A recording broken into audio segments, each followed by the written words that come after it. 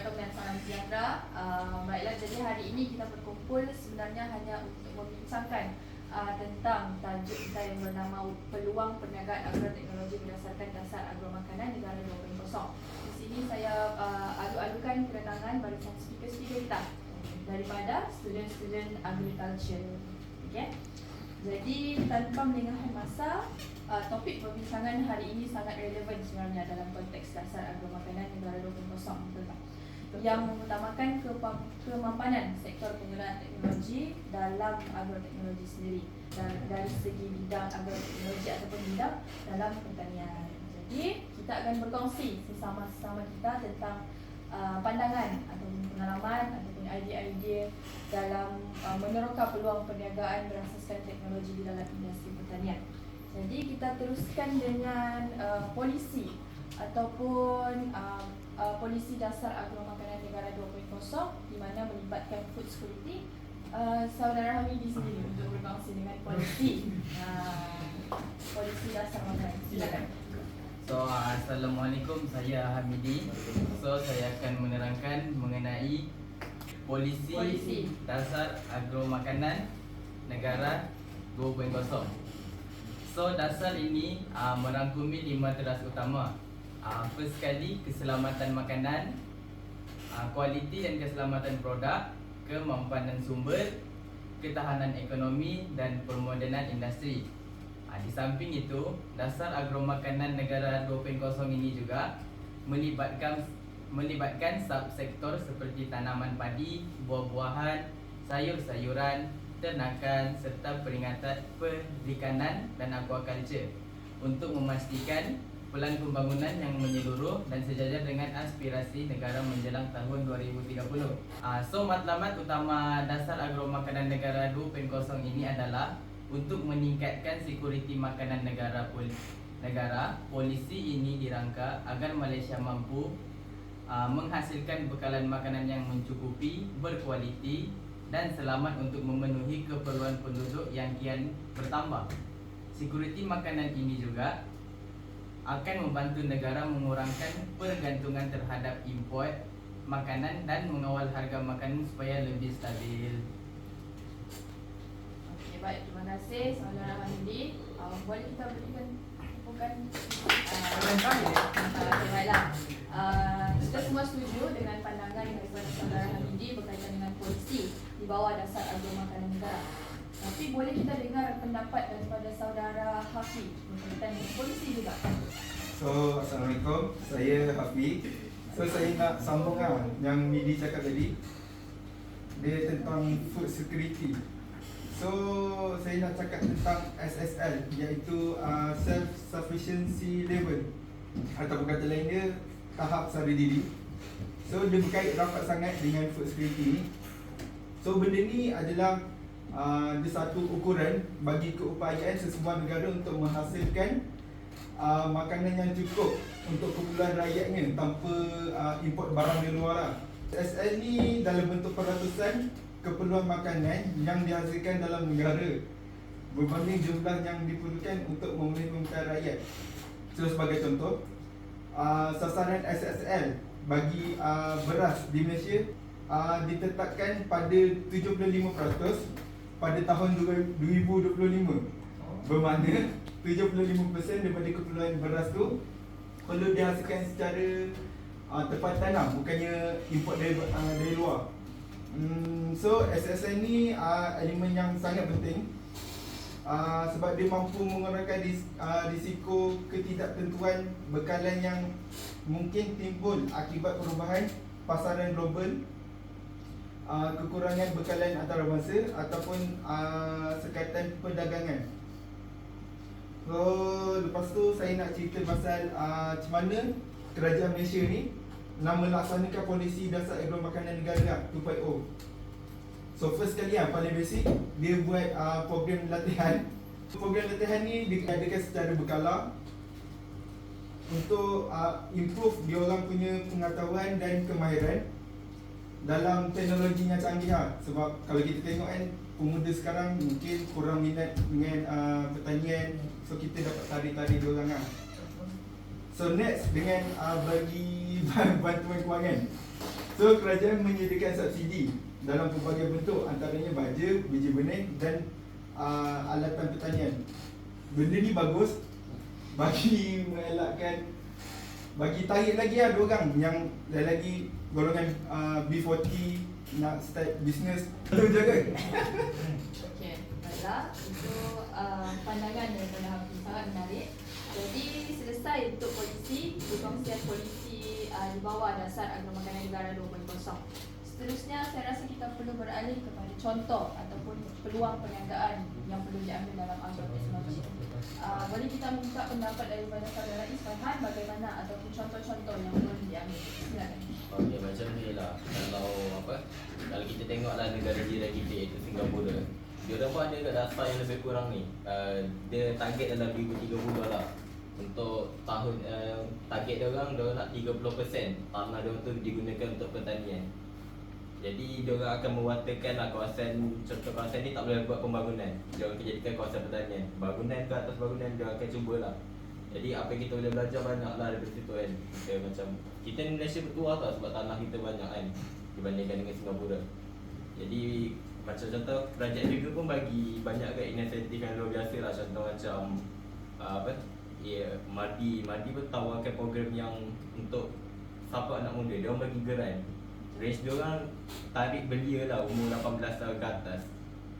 Kalau kita nak belajar, sekarang ni pun ada kos yang menarik kat Universiti Malaysia Terengganu, UMT.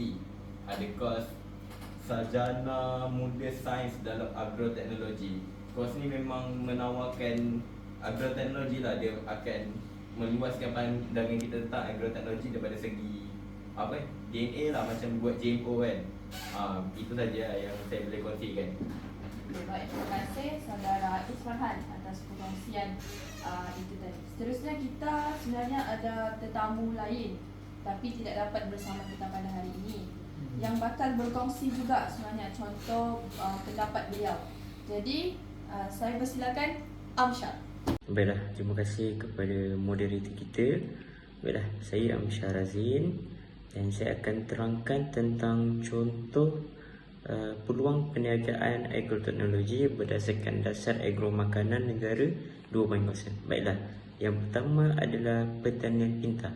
Pertanian pintar ni dimasukkan seperti penggunaan sensor pada tanaman, pada ternakan kita, dan sensor-sensor yang digunakan ini adalah bertujuan untuk membantu para petani kita mendapat maklumat secara langsung dah, seperti petani dapat mengukur tahap kesuburan tanah, dapat melihat tahap kesihatan haiwan.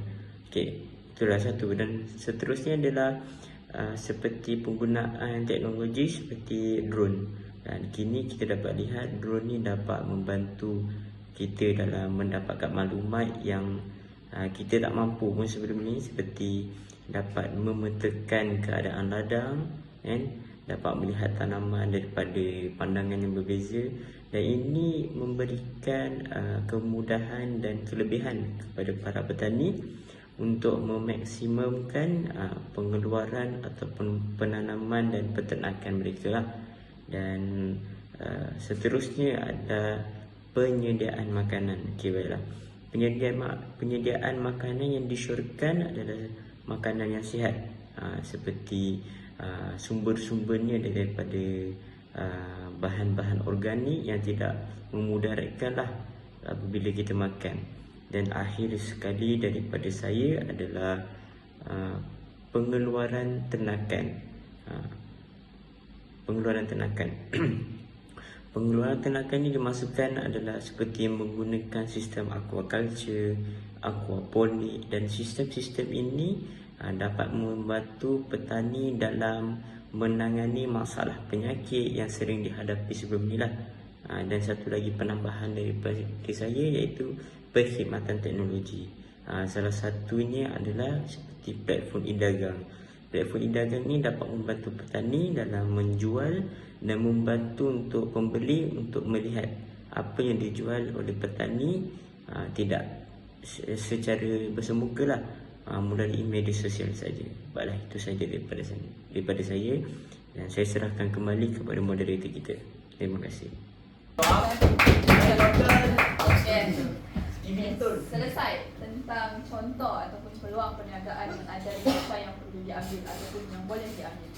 Seterusnya kita beralih kepada cabaran sebenarnya. Dalam ringkasan eksekutif dasar agromakanan negara 2.0 itu ada menulis tentang cabaran-cabaran yang dihadapi ataupun yang bakal ditangani. Betul. Jadi apa kata pendapat daripada Ravi sendiri tentang cabaran? So first kita kena tengok dari mana dia orang ada idea untuk introduce dasar-dasar ni, sebab ada masalah dengan masyarakat kita yang buat pertanian, buat agricultural. So untuk menyelesaikan problem, untuk menyelesaikan masalah ini semua, dia orang bawalah dasar-dasar ini. So jom kita tengok apa cabaran, apa cabaran yang dihadapi oleh warga pertanian negara kita. So dari findings lah, dari research saya, dalam pandangan saya aku ada 4. First, modal permulaan yang terhad untuk agropreneurs. So kalau agropreneurs ni tak adalah semua kaya raya, semua ni dari dia orang nak buka startup, dia orang nak capai sesuatu benda dari lower class atau middle class, dia orang nak pergi ke high class, ataupun dia orang nak dapat hasil ataupun rezeki yang lebih. So masa tu dia orang dah idea dah ada, bakat sudah ada, tapi masalahnya modal. So inilah cabaran yang utama saya cari tadi. So sering menghadapi kesukaran untuk mendapatkan modal permulaan yang mencukupi. Kos tinggi untuk pembelian tanah, peralatan, baja dan benih menjadi penghalang besar bagi usahawan yang baru ingin bermula. Diorang boleh beli biji benih, baja, racun semua, tapi untuk keadaan sekarang semua dah berteknologi sudah, makin berteknologi. So macam mana diorang nak beli jentera? So sekarang dah drone sudah. So drone, nak racun dengan drone, racun pembajian pakai drone. So untuk semua diorang tak ada modal. So makin modal yang kurang, diorang give up dari dalam agriculture, sektor agriculture. Tapi sebaliknya dalam sektor agriculture ini ada peluang yang banyak, sebab selama humankind kita, selama human race ni hidup ke dunia ni, kita perlu makanan kan. So kalau kita nak makanan, pertanian kita perlu. Kita tak boleh makan bateri. So kedua adalah kestabilan harga pasaran. Kestabilan harga pasaran. So inflasi lah saya cakap. Harga hasil pertanian boleh berubah-ubah bergantung pada permintaan dan bekalan. Ketidakstabilan ini menjadikan pendapatan agropreneur sukar dijangka dan kadang-kadang menyebabkan kerugian yang besar. So secara holistik, diorang anggap kalau kita letak modal dalam pertanian ni, mungkin 50-50%. Mungkin ada dapat, mungkin tak, sebab kita diorang kena pergi jual benda tu. Ada permintaan dari pengguna juga. So kalau tak dapat permintaan ataupun tak dapat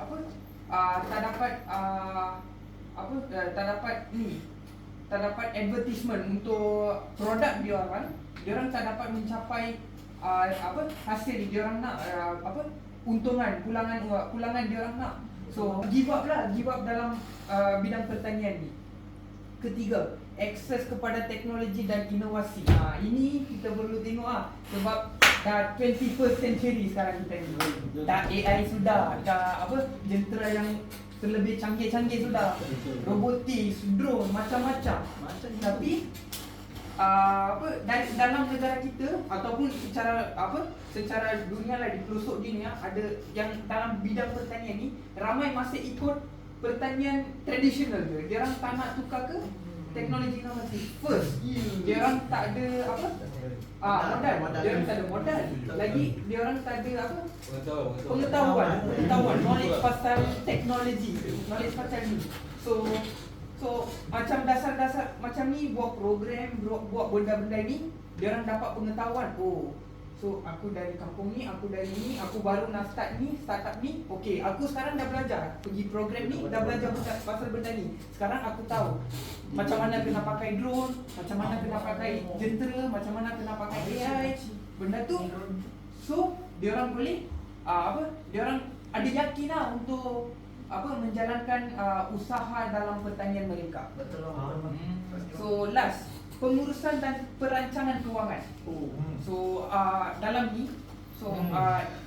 dari secara majoriti pertanian ni terdapat diorang ada talent, ada bakat, ada knowledge dalam pertanian, tapi tak ada knowledge dalam pengurusan kewangan. So mungkin diorang loss, mungkin diorang hilang modal macam tu. So diorang risau dalam pengurusan modal tu. So untuk menyelesaikan benda-benda ni lah kita orang nak dasar-dasar yang banyak macam ni. So tu dari saya. Okey, baiklah. Terima kasih atas perkongsian yang sangat banyak. Okey. Bagaimana pula dengan Rizky? Pendapat anda? Okey, sebagaimana yang kita tahu kan, setiap peluang ada sedikit rintangan dia lah. So, dalam hal ini terdapat juga cabarannya. Yang saya research ada 3. So, yang pertama ialah ketersediaan dalam kualiti bahan mentah. Dalam usaha untuk menggunakan teknologi tinggi, kita memerlukan bahan mentah yang berkualiti. Namun tetapi, isu seperti perubahan iklim dan pencemaran memberi kesan negatif terhadap hasil pertanian yang seterusnya menjejaskan kualiti bahan mentah. So, implikasi yang saya dapat dari sini ialah kekurangan bahan mentah yang berkualiti boleh menyebabkan kos pengeluaran meningkat dan menjejaskan daya saing produk agroteknologi kita di pasaran. Yang kedua yang saya dapat ialah persaingan global. So, dengan pembukaan pasaran global, kita perlu bersaing bukan sahaja dengan produk tempatan, tapi juga dengan produk dari negara lain yang mungkin mempunyai kos pengeluaran yang lebih rendah. So, ini memerlukan inovasi dan tingkat kualiti produk kita lah. So, strategi yang saya cadangkan ialah kerjasama antara sektor swasta dan kerajaan untuk meningkatkan daya saing melalui penyelidikan dan pembangunan. So, yang terakhir yang saya dapat ialah ketidakstabilan pasaran. So, harga komoditi pertanian seringkali berfluktuasi disebabkan oleh faktor seperti permintaan global dan keadaan cuaca. Ketidakpastian ini boleh menjadi penghalang kepada pelaburan dalam agroteknologi. So, antara penyelesaiannya ialah kita perlu mempunyai sistem sokongan yang dapat memberi maklumat pasaran lah untuk menggalakkan pelaburan yang berstrategi dalam sektor ini. So, itu sahaja. Baik, terima kasih Rizky. Saya tahu ada banyak sebenarnya kita ada share pasal cabaran kan Rizky, tapi macam mana pula pendapat daripada Wafi sendiri? Okey, cabaran ni banyak. Ramli dah buat banyak, jadi saya tak ambil banyak. Okey, cabaran ni dari segi logistik lah. Okey, dari segi logistik yang saya masukkan nak cari bagan dan part bagan tu lah. Contohnya, korang terfikir tak nak beli drone pertanian ni kat ni? Korang terfikir tak? Pernah kedai dia tak ada banyak kan? Masuk part pun jangan lupa. Jadi bila part rosak, nak cari part baru, lama pula. Jadi tadi ni macam malas kan. Okay. Yang kedua, polisi lah. Okay. So macam drone ni, dia ada peraturan dia kan. Kita tak boleh ceroboh orang. Tapi nak suruh kerajaan buat polisi baru ni lama lah. Kita pun faham lah. Malaysia ni bukan laju sangat lah keluarkan polisi. Masuk dewan ni orang lain. Jadi polisi untuk teknologi baru ni kadang-kadang lama, dan yang tu yang melewatkan orang nak guna teknologi tu lah. Dah lambat guna, orang pun tak pakai lah, orang tak fikir lah. Tu je lah dia kata. Okey, baiklah. Seterusnya kita ke sesi perkongsian bisnes agroteknologi yang berjaya. Macam mana pula dengan pendapat Yogen sendiri? Contoh agribisnes yang berjaya. Okey, daripada komen-komen, pendapat-pendapat yang kawan tadi yang diorang cakap ada dasar semua kan. So, as I know, ada satu syarikat nama dia Sunfresh Architect, tak silap saya. So, mereka menggunakan konsep pertanian menegak, iaitu dia menggunakan ruang yang kecil lah. Ruang yang kecil, dia tambah dia.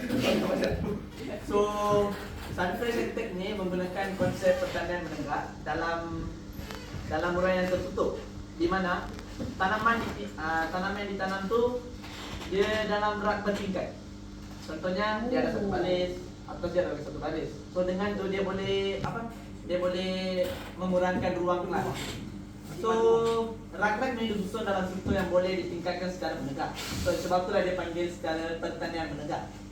So mereka syarikat Sunfresh ni dia menggunakan sistem hidroponik and then aeroponik. Iaitu Sunfresh sistem utama dia lah hidroponik lah. So dengan menggunakan air penuh nutrien tanpa tanah. Maksudnya dia menggunakan medium tanpa tanah. And then dia juga menggunakan sistem aeroponik, iaitu penyemburan air nutrien kepada straight to the tanah. Straight to the akar dia lah. So contohnya pokok dia macam ni, akar dia bawah, so dia sembur dengan air nutrien dia. So dengan ni yang tumbuhan-tumbuhan dia lebih segar lah, dia cepat tumbuh, subur. So dia menggunakan dasar daripada agro makanan tadi lah. So agro makanan ni dia nak dimakan kos, banyak benda kan, ada banyak dasar, banyak SOP. So Sunfresh Agritech ni memang dia gunakan, dia ikut SOP daripada dasar agrotech tadi. So Sunfresh Agritech ni dia juga menggunakan teknologi IoT, iaitu Internet of Thinking untuk pemantauan tumbuhan dan masa. So dia menggunakan sistem ni supaya dia boleh memantau pokok-pokok tumbuhan-tumbuhan sayur dia semua okey ke tak, semua ada penyakit ke apa-apa ke. So dengan ni dia tahulah, dia menggunakan parameter ni dia dapat tahu kesihatan tumbuhan tu macam mana. So dengan tu dia punya kualiti memang baik lah. So inilah kita nak sebagai pemuda-pemuda yang baru nak start pertanian ni, dia menggunakan sistem-sistem macam ni. Dengan dasar agro makanan ni, dia ada banyak program, campaign semua kan. So petani-petani bolehlah ikut yang macam Sunfresh ni. Also Sunfresh ni dia menggunakan, dia bebas daripada pesticide. So dia memang tak guna pesticide. So dengan ni dia apa? Dia menjaga kualiti tanaman dia lah. Daripada kimia-kimia yang sekarang petani guna, dia jadikan apa? Soil pollution, water pollution semua kan. So dengan yang Sunfresh ni dia boleh je elak dari bebas kimia-kimia, bahan kimia macam ni lah. So dengan ni kualiti tanaman dia okey. So pertanian menegak yang Sunfresh guna ni, dia salah satu pertanian bandar. So sekarang ni sebagai petani-petani muda, dia boleh gunakan pertanian bandar. So pertanian bandar ni walaupun kamu tak ada tempat, kamu tak ada hektar-hektar ke, hektar-hektar yang besar, tak ada tanah, kau dekat rumah je pun boleh buat. So yang pertanian menegak ni dekat rumah pun boleh buat. So Sunfresh Agritech ni dia pandai. So dia pilih pertanian menegak dengan aquaponik, aeroponik semua. So inilah salah satu contoh yang saya boleh bagi sebagai successful business lah. Memang produk dia 100% free from pesticide. So inilah kita nak petani-petani ni ikut. Okay, itu jalan yang saya tahu. So Abu, macam mana pandangan kamu? Adakah apa-apa contoh syarikat mana-mana, anything? Terima kasih. Assalamualaikum. Selamat sekali.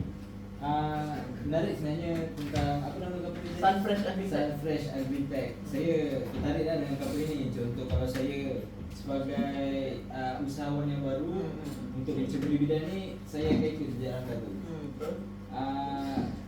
Pada saya ada satu company yang saya tahu. Company ni bertempat di Johor. Okey. Apa company ni buat? Dia macam tadi kita ada bincangkan tentang isu apa? Macam mana kita nak bangkitkan lagi Agritech ni. And then apa masalah-masalah yang akan dihadapi kan kalau kita teruskan benda ni kan, banyak cabaran dan sebagainya kan. So ada satu company ni dekat Johor, nama dia Farmbyte. Okey, Farmbyte ni menariknya dia outsmart the system. Okay. Outsmart the system. Yes, outsmart the system. Pertama sekali dia jadi orang tengah kepada petani-petani kecil ni. Kalau kita kan kita bercocok tanam kan, kita nak niaga, kita nak jual. And then contoh saya sebagai petani jagung contoh. Dalam masa 3 bulan lagi lepas saya harvest, saya belum tentu lagi saya dapat jual jagung tu.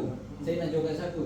So Farmbyte ni dia ambil inisiatif, dia jadi middleman kepada setiap petani-petani kecil ni. Tapi dia tak markup dengan harga yang tinggi lah, itu yang menariknya. And then dia sediakan platform. Okey, platform ni yang menarik. Contoh kita sebagai pembeli dengan petani, macam mana kita nak interact? Kita tak ada nombor telefon dia, kita tak ada kontak dia. Okay, then dengan ada platform ni macam contoh Shopee, tapi Farmbyte ni dia ada sendiri lah. Oh, website dia sendiri. Website dia sendiri untuk pemborong-pemborong, pembeli biasa pun boleh beli kat situ. Online lah. Online semuanya. Dan yang akhir sekali, dia sediakan ceramah kepada petani-petani baru yang nak menceburi bidang ni. And then dia boleh berikan modal awal. Serta dia perkenalkan IoT yang kita dah ceritakan tadi lah. Okey, itu saja. Terima kasih. Okay, terima kasih Yorgan dengan Zaid. Dan last kali perkongsian daripada Martin sendiri. Syarikat mana pilihan anda? Yang disenaraikan oleh saudara Yorgan yang Sunfresh Agritech kan? Sunfresh Agritech yang membuat sistem standard reporting kan? Dan juga saudara Zahim yang buat Farmbyte yang menyediakan digital platform untuk petani untuk senang track kan? Okey, sebagai pilihan saya pula, tadi yang saya mengkaji, saya jumpa satu syarikat ni yang ada di Malaysia yang dinamakan Aerodyne Group.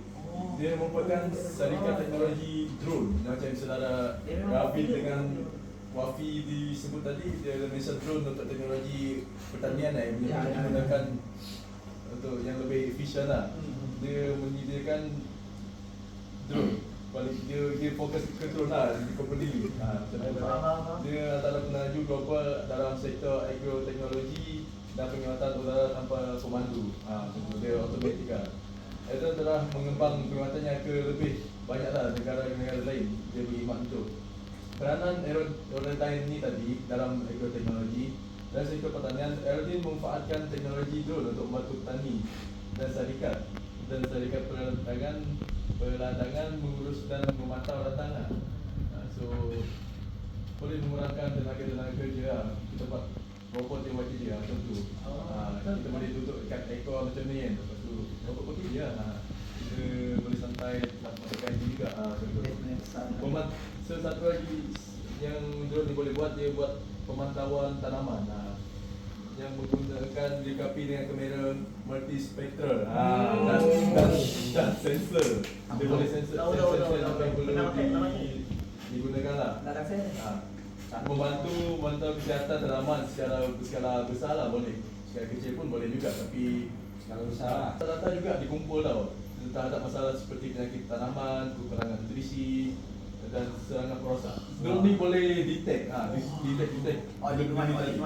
Yang terakhirnya pula, drone Aerodyne ni tadi dia punya drone, dia menyediakan pengurusan tanah dan map analitik. Aerodyne menyediakan perkhidmatan pemetaan tanah menggunakan teknologi geographic information system ataupun dikenal AIA. Melalui pemetaan ini, syarikat peladangan boleh mengenal pasti variasi tanah, struktur tanah dan ketinggian dengan tepat. So itulah dari saya. Okay. Lain ada soalan? Lain ada soalan tak? Dah. Stella? Aku ada nak sikit kan untuk apa ni?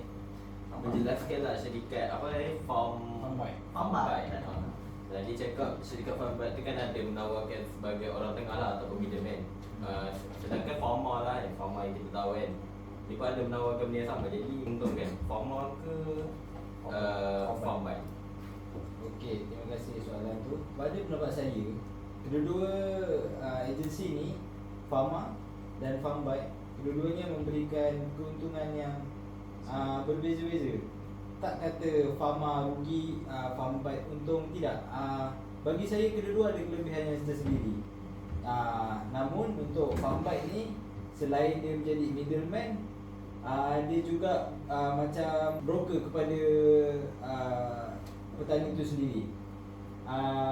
Sekarang the problem is bukan kita punya buyer tau. Untuk pembeli, insyaAllah demand tu tinggi, supply tu macam contoh petani baru, dia ada sebidang tanah, tapi dia tak tahu apa yang macam mana dia nak usahakan tanaman jenis apa. So Farmbyte ni dia yang akan beri maklumat detail apa semua, macam mana apa dia akan cadangkan sendiri. Tanah tu sendiri, contoh tanah gambut kan, okey apa yang sesuai untuk tanah tu, contoh dia ada tu, dia ada macam kalau tanah gambut denas lah kan. So Farmbite yang akan conduct mereka macam mana daripada A to Z. Itu kelebihan Farmbite. Terima kasih. Macam mana? Okay, baiklah. Jadi kalau tiada apa-apa soalan lagi, saya rasa kita tangguhkan dulu kita punya sesi webinar berdasarkan dan dasar untuk makanan 2021 hingga 2030. Mungkin kita boleh jumpa lagi selepas ini di webinar seterusnya. Jadi terima kasih kerana sudi berkongsi pada hari ini. Berikan tepukan di sini dulu. Thank you. Okay. Semoga kita kembali menjadi orang yang hebat. Baik, terima kasih.